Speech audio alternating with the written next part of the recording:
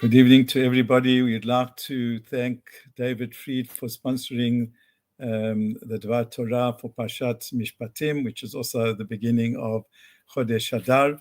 And it's Le'ilu Nishmat, his brother Michal ben Moshe Yitzchak, that he should have an Aliyah Began Eden. Thank you very much, David, for sponsoring this the Dvar Torah.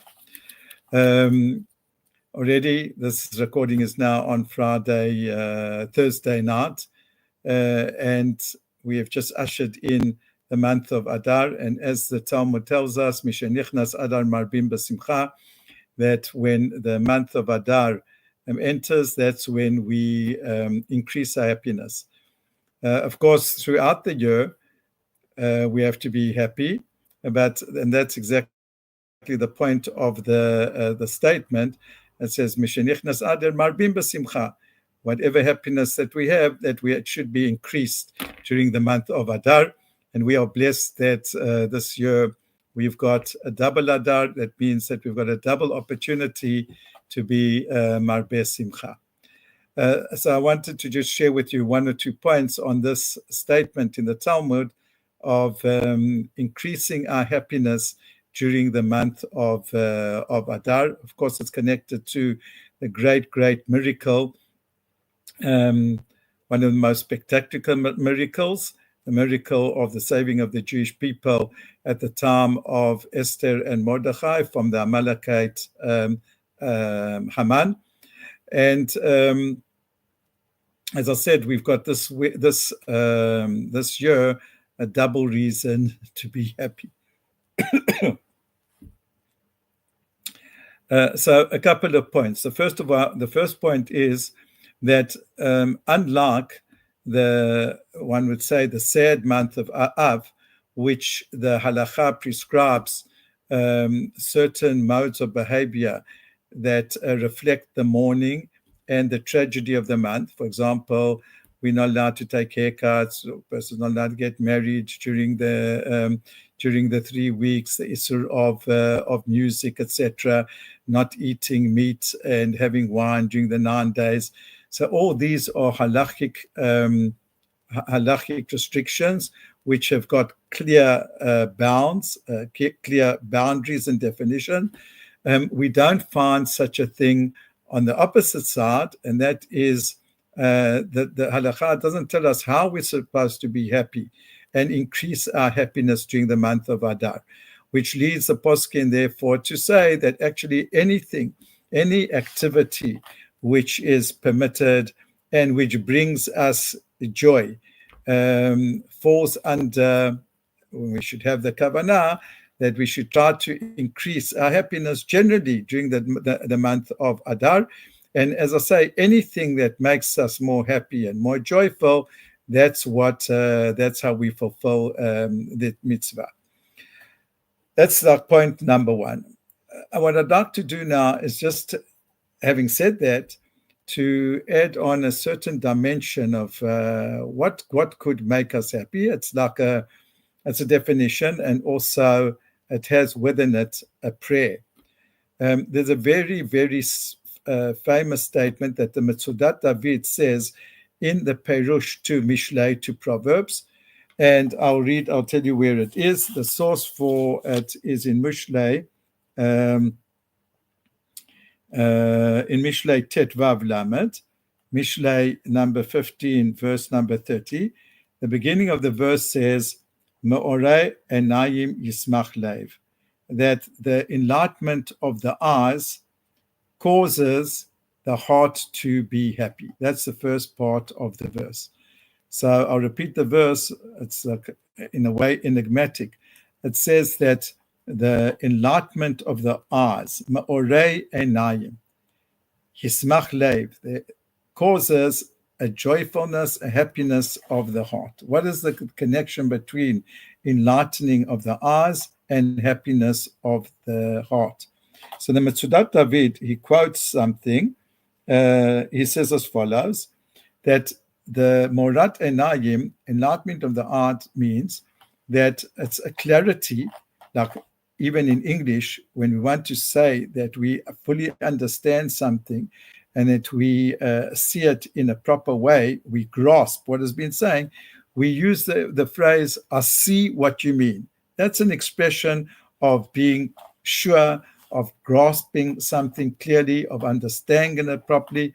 That's what we mean when we say enlightenment of the eyes. So in what way does when a person grasps something and he understands it properly, how does that cause in the end part of the pasuk that a joyfulness of the heart?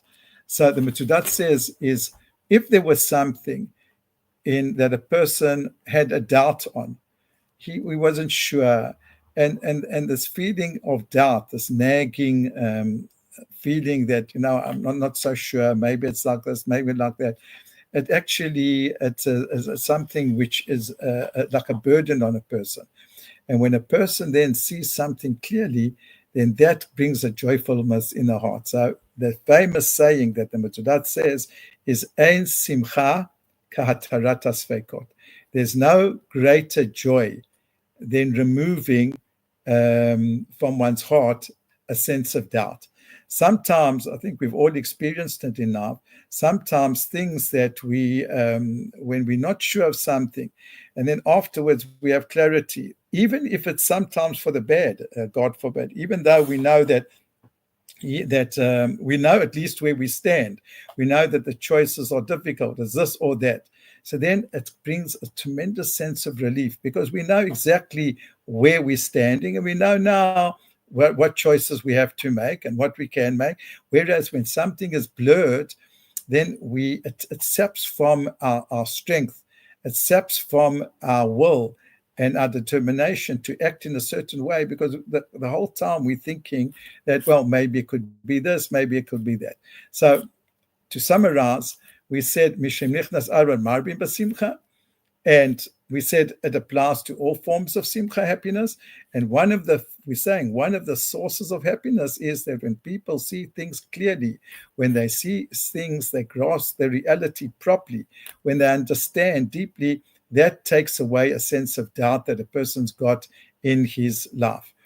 The Jewish people now find themselves like at crossroads after the initial setbacks that we had on Simchat Torah. We had found a tremendous unity, where we have been experiencing the tremendous heroism of our soldiers against the Amalekite Hamas, and the final victory will be when there will be no doubt anymore. That when within ourselves, there's people already who are saying, well, maybe this should be what should happen afterwards. After we conquer all of Gaza, then this should happen, that should happen. And all this takes away from our sense of joy because we don't know where it's going to. So on this month in which we defeated Amalek, we defeated Haman. May Hashem grant us also in our private life, in our communal life, in the life of our nation, that we should have a great joy of Hatarat of Sveikot, of taking away and loosing away the doubts that we have to a complete victory, and also to a joy in our, as I say, in our private lives. It's the Mefarshim say that actually we said Adar is the defeat of Amalek, and if you take the gematria of Amalek, it spells also safek, doubt. So that's exactly what Amalek represents. Amalek represents the cynicism and the blurring and the doubts that Amalek sees to infiltrate into the world and infiltrate into our life. That is the very essence of Amalek, to constantly cast doubt.